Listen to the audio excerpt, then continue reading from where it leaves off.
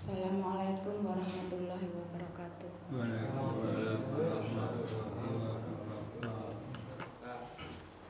Alhamdulillahi wa kafa, wassalatu wassalamu ala rasulihil mustafa wa ala alihi wa sahbihi wa man ihtada amma ba'du. Bapak-bapak, ibu-ibu, jamaah sholat subuh yang saya hormati, mari bersama-sama kita membaca basmalah. Bismillahirrahmanirrahim. Bersyukur kepada Allah dengan mengucap Alhamdulillahirabbil alamin. Bersolawat pada Nabi dengan mengucap Allahumma sholli ala Muhammad wa ala ali Muhammad. Bapak-bapak, ibu-ibu, jamaah sholat subuh yang dirahmati Allah, jika mendengar Andalusia, mungkin ada yang tidak tahu ya. Tapi kalau disebut Spanyol, tentu semua tahu, terbayang apa klub bola ya, Real Madrid sama Barcelona ya Pak. Saya nggak suka nonton bola. Andalusia berada dalam kejayaan Islam selama 8 abad. Dari tahun 711 Masehi sampai 1492 Masehi. Tariq bin Ziyad adalah komandan militer dari dinasti Umayyah yang memimpin penaklukan Andalusia. Sejak Daulah Umayyah menguasai Afrika Utara, banyak suku-suku yang masuk Islam atas kemauan sendiri, termasuk suku Nafsa, yang di dalamnya ada keluarga Tariq bin Ziyad. Tariq bin Ziyad lahir tahun 50 Hijriah, yakni ketika ekspansi Islam sedang gencar di Afrika Utara. Ayahnya seseorang yang bekerja di gubernuran sebagai budak. Sejak kecil Tariq sudah dididik untuk menjadi lelaki yang tangguh, kuat, dan patriotik. Tariq berusaha memenuhi ekspektasi harapan tuannya untuk menjadi seperti apa yang diinginkan. Gubernur Ifriqiyah menginginkan hamba-hamba yang dapat membela dirinya di lapangan. Maka sejak remaja Tariq sudah mahir nunggang kuda,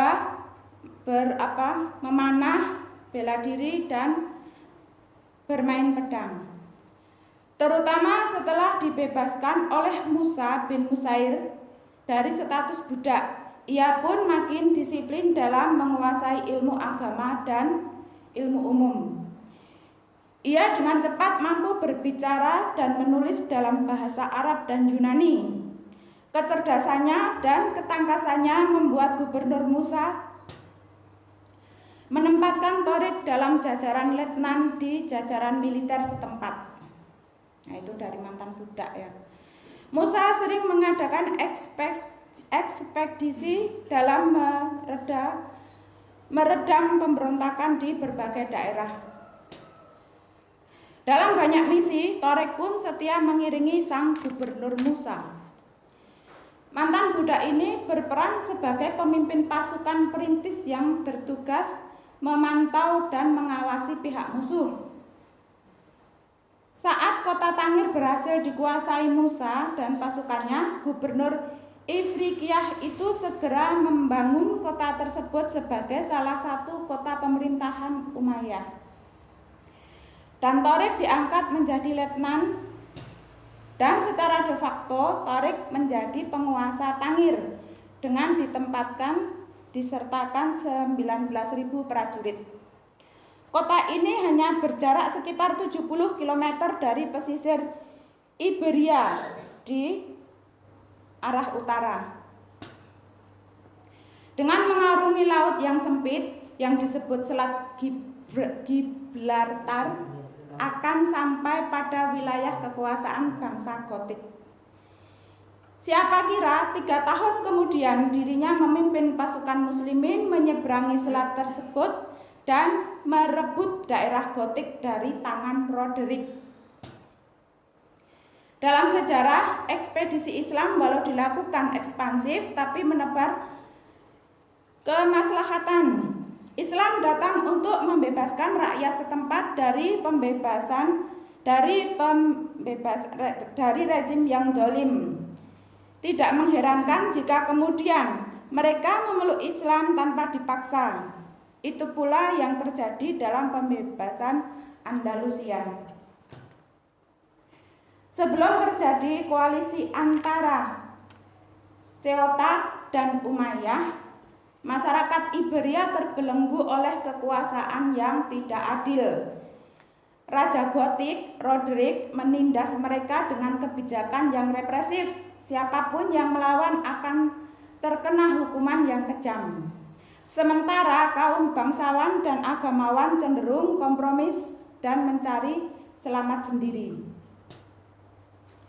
Selama 17 tahun sebelum Torik membebaskan Andalusia, kaum Yahudi terpojok oleh penguasa Kristen, yaitu Raja Roderick. Konflik internal yang berkepanjangan membuat masyarakat semenanjung Iberia mengharapkan kehadiran tentara Muslim untuk membebaskan mereka dari penderitaan yang panjang. Kondisi Andalusia saat itu terjadi pertikaian antar pemimpin, kepentingan pribadi, lemahnya masyarakat merasa terzolimi, keadilan tidak ditegakkan. Sikap Raja Roderick yang zalim membuat murka Julian, pemimpin kota Ciudad di wilayah perbatasan. Apalagi anaknya yang cantik jelita dilecehkan saat menimba ilmu di kota. Berangkat dari kebencian tersebut, Julian mendekati kaum muslimin di Afrika untuk membalaskan dendamnya. Sebagai penguasa di wilayah perbatasan, Julian membuka pintu lebar-lebar agar kaum muslimin masuk. Gubernur Musa memerintahkan Torik bin Ziyad untuk menyelidiki dulu sebelum melakukan ekspansi. Setelah yakin dengan tawaran Julian, Gubernur Musa membentuk pasukan dan memilih Torik bin Ziyad untuk memimpin ekspansi. Tahun 92 Hijriah, Torik bin Ziyad membawa pasukan ke Andalusia. Perjalanan mereka difasilitasi oleh Julian dengan menyediakan kapal-kapal untuk penyeberangan. Setelah sampai, kapal dibakar habis oleh Torik bin Ziyad. Di depan pasukan, Torik berpidato bahwa tidak ada pilihan. Di depan kamu musuh kamu, di belakang kamu lautan. Kalian harus tetap maju. Umat muslim berjumlah kurang lebih 24.000. Berhadapan dengan pasukan Roderick sekitar 100.000 pasukan. 28 Ramadan 92 Hijriah, yaitu 711 Masehi, pertempuran yang tidak seimbang terjadi. Kemenangan ada di pihak muslim dengan terbunuhnya Raja Roderick di tangan Torik bin Ziyad. Hal ini memudahkan langkah selanjutnya. Gubernur Musa pun menyusul dan membuka jantung kota, yaitu Toledo. 2 tahun Musa dan Torik bin Ziyad menaklukkan hampir seluruh daratan Spanyol dan Portugal dan terus meluas ke utara hingga Prancis. Namun di tengah upaya meluaskan menebar hidayah, Torik dipanggil Khalifah Khalid bin Abdul Malik di Damaskus. Tekad Gubernur Musa dan Torik bin Ziyad untuk menembus Eropa sampai Roma terhenti. Torik bin Ziyad tidak pernah kembali ke Andalusia sampai dia meninggal di negeri Syam. Tekadnya untuk menyatukan Barat dan Timur menjadi satu kekuasaan khilafah pun terhenti. Namun berkat jasa besar Torik bin Ziyad, ke kawasan Iberia yang kini dikenal Spanyol dan Portugal, yang dulu disebut Andalusia, menjadi pusat kekhalifahan Islam di barat dan pusat peradaban dunia selama 8 abad. Selama itu pula Andalusia menjadi pusat ilmu pengetahuan yang menginspirasi kehidupan Eropa modern. Tariq bin Ziyad meski masuk Islam sudah terlambat di usia 39 tahun, tapi mampu mengejar keterlambatannya dan kemudian menjadi pahlawan Islam penakluk Andalusia. Wallahu a'lam. Jika ada manfaatnya monggo diambil, jika ada salahnya mohon dimaafkan. Minggu depan insya Allah runtuhnya Andalusia. Kita akhiri dengan membaca hamdalah bersama. Alhamdulillahirabbil alamin. Wassalamualaikum warahmatullahi wabarakatuh.